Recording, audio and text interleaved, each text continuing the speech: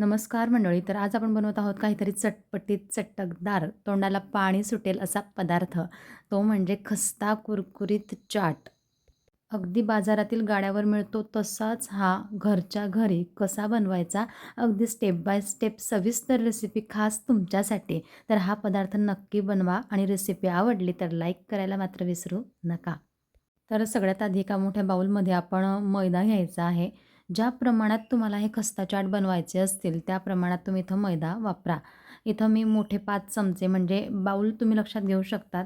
नंतर या मैद्याला आपण तेलाचं थोडं मोहन द्यायचं. तर रूम टेम्परेचरला असलेलं तेल टाकलेलं आहे 2 पळ्या. नंतर या ज्या खस्त्याची पापडी आहे, ती चविष्ट होण्यासाठी यामध्ये काही पदार्थ घालूया. 1 चमचा जिरा, 1 चमचा ओवा व्यवस्थित क्रश करून टाका. आता यामध्ये आपल्याला टाकायचं आहे चवीपुरता मीठ आणि थोडं-थोडं पाणी घालत याचा आपल्याला नेहमीप्रमाणे गोळा बनवून घ्यायचा आहे. भिजवताना पाण्याचा वापर थोडा जपून करा, कारण हा जो गोळा आपण बनवत आहोत, तो थोडा आपल्याला कडक हवा, म्हणजे कुरकुरीतपणा यायला पाहिजे. त्यासाठी एकदम मऊ असं भिजवू नका. तर थोड्याच वेळात आपलं हे काम झालेलं आहे. अशा प्रकारे हा गोळा मळून झालेला आहे. याला झाकण ठेवून थोडं रेस्ट करायला आपण साईडला ठेवूया. दुसरीकडे पॅनवर 3 मध्यम आकाराचे उकळलेले बटाटे, उकळलेले पांढरे वाटाणे मॅश करून घेतले. त्यामध्ये गरजेपुरता हळद, चवीपुरता मीठ आणि तिखट घातलेलं आहे. व्यवस्थित हे मिक्स करून घ्यायचं. मध्ये-मध्ये पाण्याचा वापर करायचा आणि असा सैलसर असा रगडा आपल्याला बनवून घ्यायचा आहे. रगडा हा खूप गरजेचा आहे. यामुळे पापडी चाट खायला काही वेगळीच मजा येते.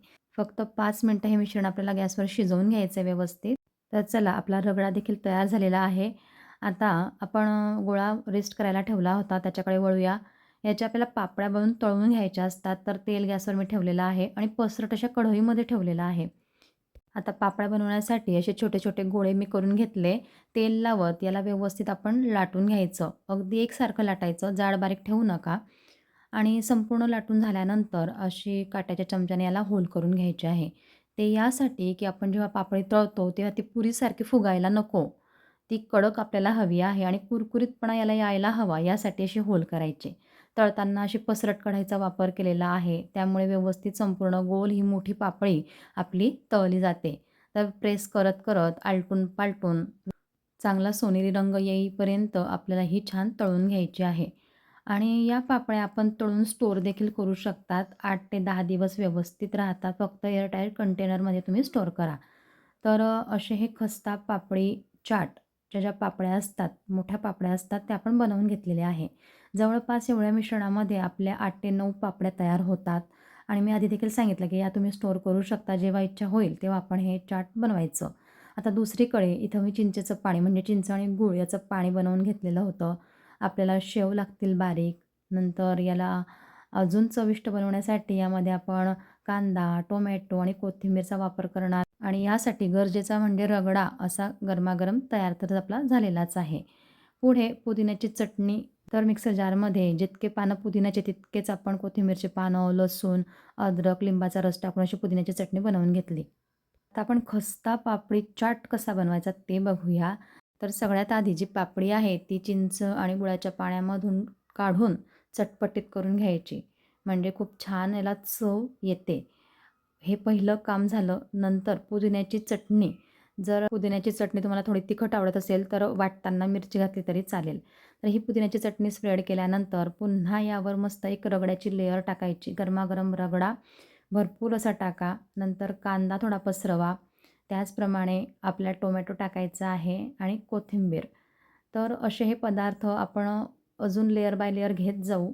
म्हणजे प्रत्येक घास हा अतिशय स्वादिष्ट असा बनेल.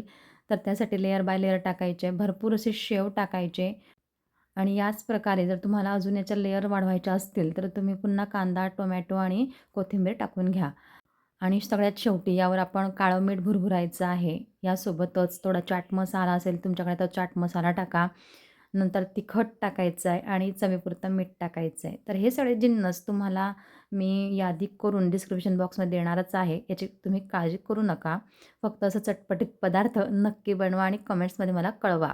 तर मंडळी, असा हा चटपटीत चविष्ट बाजारपेठेतील मिळणारा खस्ता पापडी चाट तुम्हाला कसा वाटला? नक्कीच आवडला ना? तर पटकन व्हिडिओला लाईक करा, शेअर करा तुमच्या मित्रपरिवारामध्ये आणि अशा छान-छान नवनवीन तसेच भरपूर टेस्टी रेसिपीज नेहमी बघण्यासाठी आर आर कुकिंग मराठी चॅनलला सबस्क्राईब नक्की करा.